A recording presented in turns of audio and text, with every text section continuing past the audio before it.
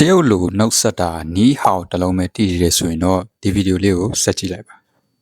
အားလုံးပဲမင်္ဂလာပါခင်ဗျာ Jason Chinese Vlog ကနေကြိုဆိုလိုက်ပါတယ်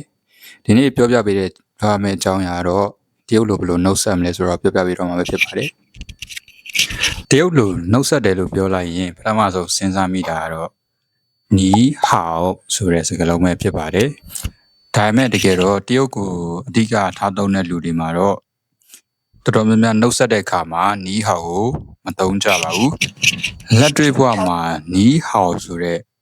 စကားလုံးကိုသုံးတဲ့အရေးအတွက်ကအလွန်ကိုမှ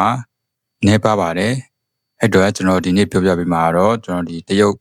စာအဓိကထားသုံးတဲ့လူတရုတ်လိုပြောတဲ့လူတွေ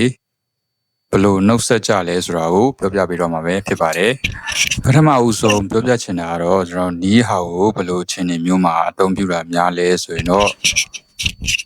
နံပါတ်1အခြေအနေကတော့ကျွန်တော်ဒီပထမအဦးဆုံးစတွေ့ဘူးတဲ့လူတွေပေါ့နော်မရင်းနှီးတဲ့လူတွေနဲ့တွေ့တဲ့အချိန်မှာပထမဆုံးစတွေ့တဲ့အချိန်မှာနီးဟောက်ဆိုပြီးတော့မှတုံးပြီးတော့နှုတ်ဆက်ကြပါတယ်ဒုတိယအခြေအနေတစ်ခုကတော့ကျွန်တော်ဒီတရားဝင်တွေ့ဆုံပွဲတွေနည်းနည်း serious ဖြစ်တဲ့နေရာတွေမှာနီးဟောက်ကိုအသုံးပြုပြီးတော့မှနှုတ်ဆက်ကြပါတယ်ဥပမာစီးပွားရေးအရာတွေ့ဆုံမှုစသဖြင့်ပေါ့နော်အဲ့လိုအခြေအနေမျိုးတွေမှာကျွန်တော်ဒီပထမအဆုံးကိုယ့်ရဲ့ဒီ customer နဲ့တွေ့တဲ့အချိန်မှာနီးဟောက်ဆိုပြီးတော့မှနှုတ်ဆက်လေးရှိပါတယ်ဒါပေမဲ့ကျွန်တော်ဒီတငယ်ချင်းဒါမှမဟုတ်ကိုယ်နဲ့ရင်းနှီးတဲ့မိတ်ဆွေဆွေမျိုးတွေနဲ့တွေ့ရင်တော့နီးဟောက်ဆိုပြီးတော့မှနှုတ်ဆက်လေးမရှိပါဘူးအခုကျွန်တော်ပြောပြပေးတော့မှာတော့ကျွန်တော်ဒီတဘာဝကြဘယ်လိုနှုတ်ဆက်ကြလဲဆိုတာကိုပြောပြပေးတော့မှာပဲဖြစ်ပါတယ်နံပါတ်1နှုတ်ဆက်နည်းတစ်မျိုးကတော့ hi ဒါမှမဟုတ် hello ဆိုပြီးတော့ပဲဖြစ်ပါတယ်ဟုတ်ပါတယ်မှန်ပါတယ်အဲ့ဒါတော့ကျွန်တော်ဒီအင်္ဂလိပ်လိုမျိုး hi ဒါမှမဟုတ်ရင် hello အဲ့ဒါပဲဖြစ်ပါတယ်အဲ့ဒါကတော့အထူးသဖြင့်လူငယ်တွေမှာအသုံးများတယ်နှုတ်ဆက်ပုံနှုတ်ဆက်နည်းဖြစ်ပါတယ် hi ဒါမှမဟုတ်ရင် hello နံပါတ်2တစ်မျိုးကတော့ကျွန်တော်ဒီဗမာလူမျိုးချင်းလည်းပြောကြတဲ့လမ်းမှာတွေ့ရင်နေ့လည်နေ့ခင်းဆိုရင်စားပြီးပြီလားစသဖြင့်နှုတ်ဆက်ကြရှိပါတယ်တရုတ်မှာလည်းအဲ့လိုပါပဲတရုတ်မှာဘယ်လိုနှုတ်ဆက်လဲဆိုရင်တော့吃饭了吗吃饭了吗စားပြီးပြီလားနံပါတ်3တစ်ခုကတော့ကျွန်တော်ဒီတရားဝင်နည်းနည်း serious ဖြစ်တဲ့ခြေနေမှာရောကျွန်တော်ဒီရိုးပြင်မှာတွေ့ဆုံကြတဲ့ခြေနေမှာရောသုံးလို့ရတဲ့နှုတ်ဆက်နည်းတစ်မျိုးပဲဖြစ်ပါတယ်အဲ့ဒါကတော့ရှင်ဟွေဆိုပြီးတော့နှုတ်ဆက်တာပဲဖြစ်ပါတယ်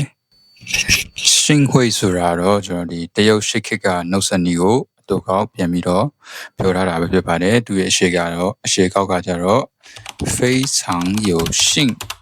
与你相会非常有幸ဆိုတာအရင်ကမှကံကောင်းပါတယ်与你相会ဆိုတာမင်းနဲ့တွေ့ဆုံရတာအရင်ကမှကံကောင်းပါတယ်အရင်ကမှဝမ်းတာပါတယ်ဆိုတဲ့အဓိပ္ပာယ်ရပါတယ်ပုံမှန်အားဖြင့်ကျွန်တော်နှုတ်ဆက်ရင်တော့ရှင်ဟွေကိုနှစ်ခါဆင့်ပြီးပြောလို့ရှိပါတယ်ရှင်ဟွေဒီနှုတ်ဆက်မှုမျိုးပုံစံကတစ်ဖက်သားကိုလေးစားယုံနာမကတွေ့ရတာဝမ်းတာတယ်ဆိုတဲ့သဘောကိုပြောဆောင်ပါတယ်နံပါတ်4နှုတ်ဆက်နည်းတစ်မျိုးကကြတော့ကျွန်တော်ဒီမတွေ့တာကြတဲ့တငယ်ချင်းဒါမှမဟုတ်ရင်ဆွေမျိုးတွေကိုနှုတ်ဆက်တဲ့ပုံစံပဲဖြစ်ပါတယ်မတွေ့တာကြတဲ့လူတွေကိုတော့ကျွန်တော်တို့ကပုံမှန်အပြင်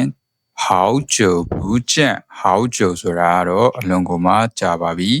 不见ဆိုတာတော့မတွေ့တာ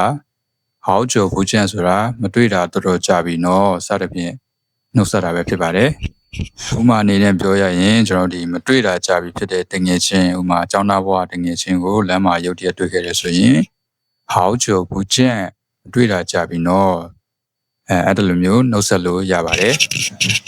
နံပါတ်5တခုကကြတော့ကျွန်တော်ဒီမျက်နှာချင်းဆိုင်မတွေ့ရတဲ့အခြေအနေမျိုးမှာနှုတ်ဆက်တာပဲဖြစ်ပါတယ်ဥပမာပြောမယ်ဆိုရင်ကျွန်တော်ဒီ online မှာစကားပြောတာမျိုးတို့ပါလို့ဆိုရင်ကျွန်တော်ကကြိုက်မှာဆိုတာတော့ရှိလားပေါ့တိုင်းပေါ်မှာရှိလားဆိုတဲ့ပုံစံနဲ့နှုတ်ဆက်တာပဲဖြစ်ပါတယ်ဟုတ်ကဲ့ပါဒီနေ့ပြောပြပေးတော့တာကတော့ကျွန်တော်ဒီနှုတ်ဆက်နည်းမျိုးပဲဖြစ်ပါတယ်